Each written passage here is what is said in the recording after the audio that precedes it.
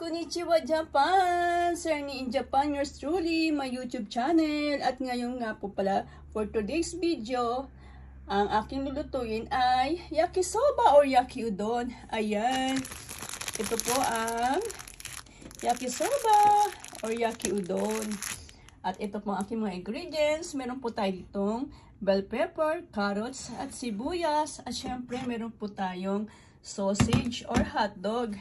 At ang gulay ng cabbage.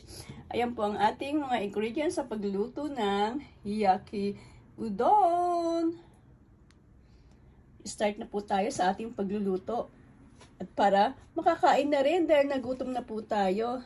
At syempre meron po tayo ditong kawali. Ayan, nalagyan na po natin siya ng mantika. Ayan, may mantika na po ang ating kawali para makapagprito ng mga ingredients.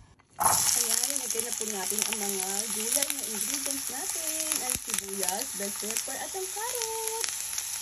Ayan, pinagsabay ko na po ang pagluluto ng sibuyas, bell pepper, at carrot.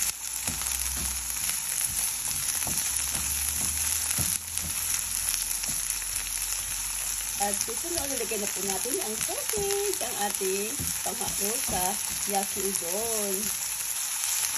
Ayan, at tinagay ko ng plato ang ating sausage. Haluin na rin po natin.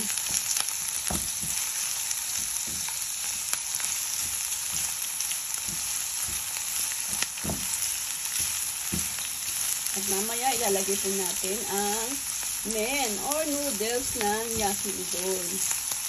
Or yakisoba na rin. Ayan, isa po ito sa mga paborito ko at paborito ko na lahat mga nakatira dito sa Japan. Kasi mabilis ang putong lutuin, madali lang at syempre mura. Kayang-kaya sa budget. Yung mga nakatira po dito, ang mga buhay Japan. Ayan. At pwede na po natin ilagay ang men or noodles. Hindi po ba kayo kumain ng yakisoba? Para na rin po itong pancit dito sa Japan. Pwede rin po itong ulamin, pwede rin po ito pang birthday.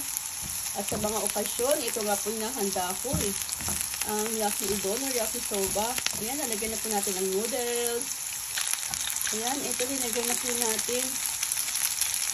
Ito pong nabili natin yaki udon ay may kasama na po siyang powder or sauce.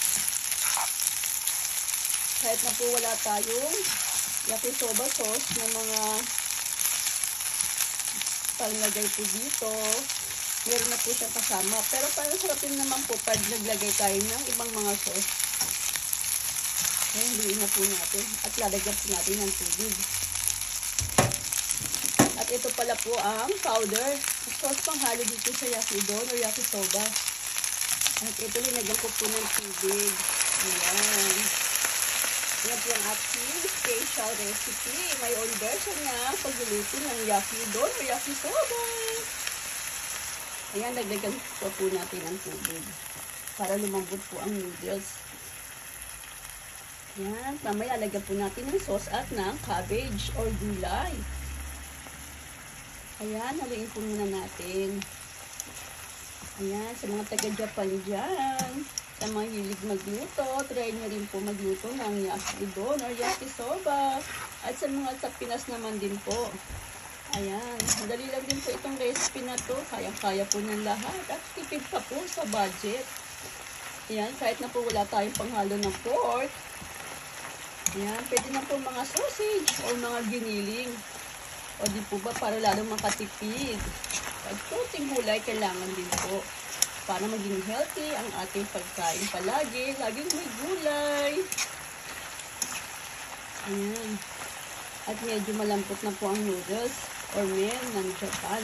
Ang tawag po sa noodles sa Japan ay men. Ayan. Ilagay na po natin at medyo kumukulo na po. Ayan, inagay ko na nga po ang powder. Ito po siya. 2 piraso po. Ayan, at luin na po natin. Ayan, para lumang sarap, lagyan po natin ang black pepper.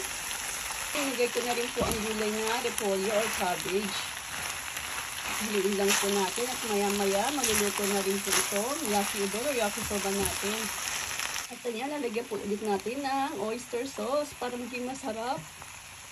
Yan, konti lang din po. At ayan na po ang ating nilutong yaki udon or yakisoba. My own version, my own recipe. Buhay Japan! Thank you for watching. Please like and subscribe my YouTube channel, Sarnie in Japan. Ayan. And ito na po ang finished product ng ating yaki udon or yakisoba. Bye-bye! Arigatou gozaimashita! Itadakimasu! Ang yaki udon or yakisoba ng Japan! Bye-bye!